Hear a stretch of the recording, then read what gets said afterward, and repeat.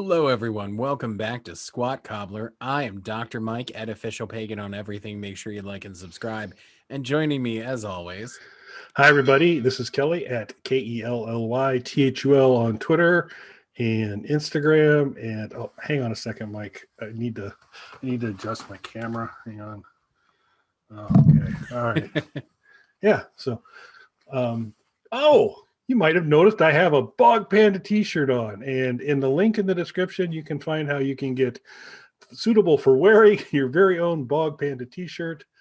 $20 for the gentlemen out there, 18 for the ladies. I'm never going to get those prices exactly right. I'm always going to get close. But check about that and many other things. And we've gotten our first copyright strike with our T-shirts. No sales yet, but we got our first copyright strike. Interesting. How did we get a copyright strike? Well, I'm trying to stay on top of things. And in a recent show, and this was actually a comment I made, and it's ironic because probably in the not too distant future, we're going to be doing a prisoner exchange involving Gore, and they came up in a previous show, and Freddy Krueger came up in the previous show, and I said Freddy Krueger is the Pete Best of Gore, which I thought that's a pretty good T-shirt. But apparently the folks at the T-shirt shop think that could possibly be a copyright violation. So I posted it. It was up there for about 5 minutes, and they took it down. So there you go. That makes sense. Yep. So lesson learned. We'll stay out of dropping names. So we'll see. So we need to trademark our names. Yeah. Yeah. Yeah. We really do need that protection. That's pretty critical. But tonight, we're here to talk about something else there. We're here to talk once again about the Evercade.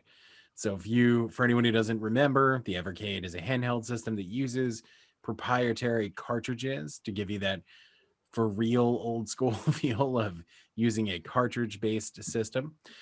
Like we talked about, there had been rumblings because the games on the cartridges are the two-player versions of the games, even though Evercade is only one player. So the company that manufactures those is a company called Blaze, based in the UK, I believe. They had said if the Evercade had sold well, that there would be something in the future that you could, maybe link two units together the way you used to do with Game Boy and Game Gear and things like that. They've one-upped that. So Evercade has done pretty well, and there's been a steady stream of games for it. Most people, and to a degree, even myself, didn't think this was something that was going to really have legs. It seemed like such a niche market kind of thing, but the system seems to be doing pretty well. They like I said, keep releasing games for it.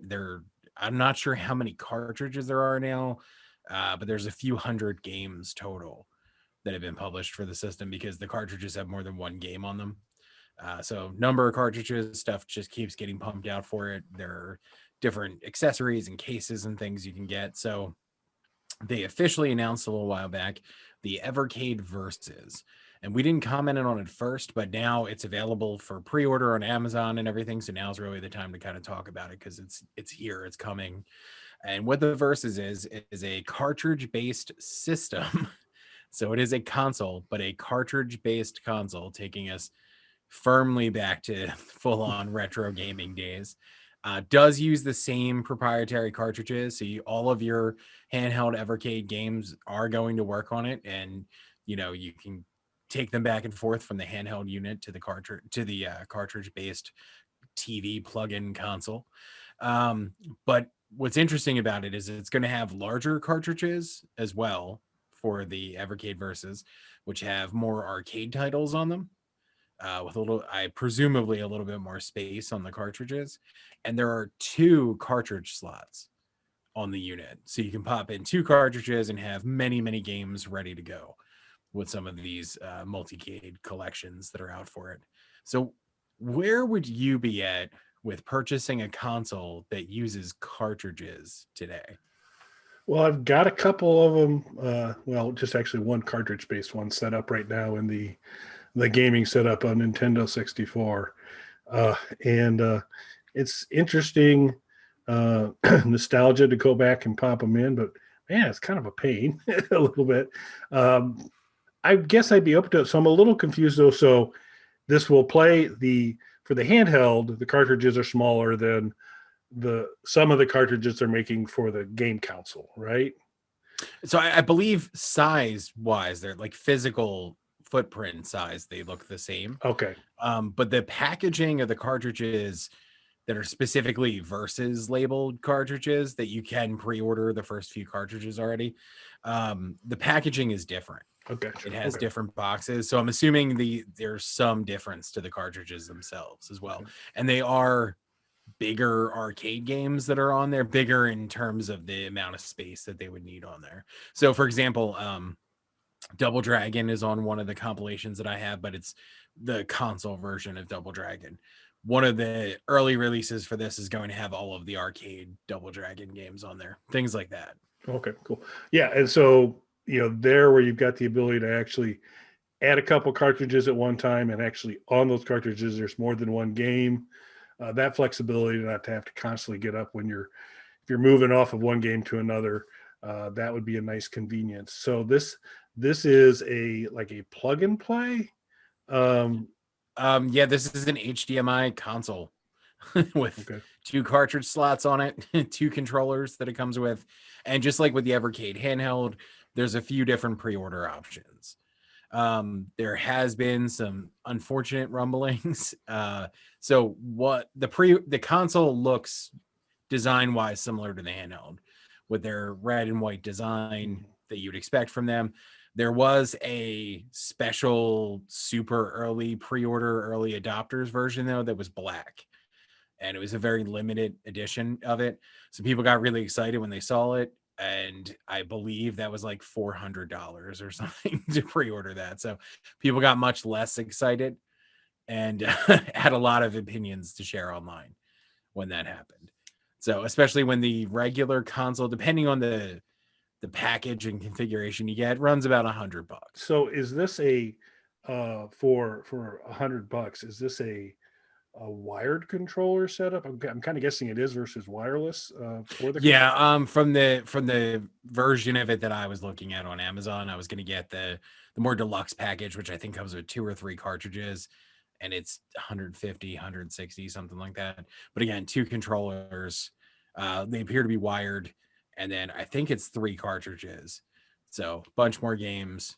And I do like because the idea of a cartridge-based system sounds fun, but like you said, it's going to get annoying quickly if I want to switch between games, especially now when I'm used to having, arcade machines with multiple games on them and, at games units that have 150 games on them and things like that. And of course, totally illegal ROMs on Raspberry Pis and things like that where you can have 1,000 games. So you are used to that level of convenience. So I do like that there's two cartridge slots so you can load up a bunch of games and get ready to go right away. So you get the nostalgia popping in the cartridge, but not the, hey, I'm really lazy and don't want to get up and down every few minutes if I want to switch games thing. Yeah, and just because I like opening up old wounds, had shared information before. As folks know, Squat Collar is simply building up to the Shaq Fu review. Eventually, when we do that on my working Super Console X, I have both the Sega Genesis and the Super Nintendo version of Shaq Fu. So just so you know, Are you playing both for the review? yeah, and Very nice. so I put in my time. So I don't think I played the Super Nintendo version, so yeah. Yeah, I think I'm a little biased towards the Sega Genesis one, but give it a little more time before I can officially weigh in.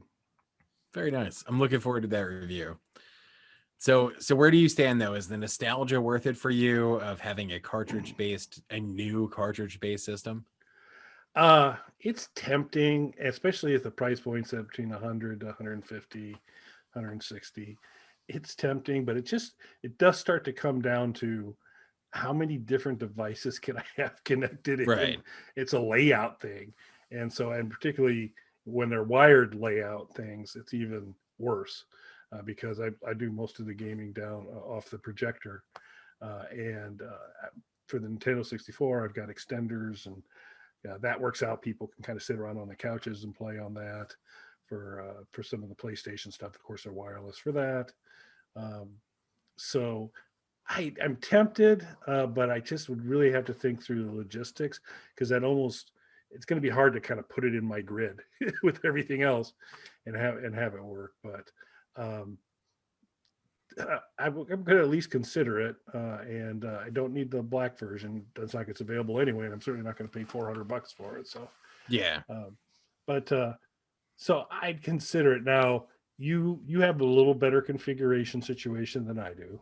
You might have to shrink down the size of the old time photo booth a little bit to kind of create some room for this, but you could probably set something up that could kind of work out a little bit better. So since you're a little less landlocked in terms of what you can do with gaming systems, how tempted are you? I mean, I know you're a fan of the system. Yeah, so and that's the thing. Like, I'm already familiar with their product, so I know the handheld is a really good quality piece of equipment. So I expect the same from the console. I would probably pass if this wasn't something that I was already kind of worked into the architecture of. Like, I already have a number of these cartridges. So I already have a bunch of games going into it. And I think what's cool about it too is this is something where, because I do pre-pandemic split my time typically between two different locations, I could leave the console at one and still bring games back and forth with me playing on the handheld, because that's really the main reason I was interested in the handheld. Was I spend a lot of time as a passenger in vehicles, so I thought this would be a fun, rather than just, because you can get small monitors you can hook a Raspberry Pi up to and get something going in a vehicle, but this seemed like a fun nostalgic way to kind of do that. So now that I have a lot of these cartridges and I'm kind of worked into their system, this makes sense for me. I could get the console, maybe leave it at the other place, and then go back and forth with different cartridges and things like that. So that's kind of how I see that working out. Cool. Makes sense. Well, once you get it, some game footage and setup stuff would be good, so we can kind of give the squatties a little update on how things are going. But it's pre-order status right now. Pre-order right now, but you can pre-order on Amazon. I want to say Amazon has 2 or 3 different configurations that you can order, like just the base unit, then like maybe 2 cartridges and 3 cartridges, I believe. Excellent. Well, definitely worth a look. We'll include a link to the pre-order stuff on Amazon, and we'll keep you up to date on Mike's progress towards securing it and getting it up and running. Excellent. Well, unless you have anything else there, I think that wraps that one up. No, pretty good. Let me adjust my camera one more time. All right. Okay. Make sure you're in focus there, sir. Yeah. So again, make sure you guys like, subscribe, and do so wearing your Bog Panda t-shirt. Exactly. Thanks for watching, folks. Thanks, everybody.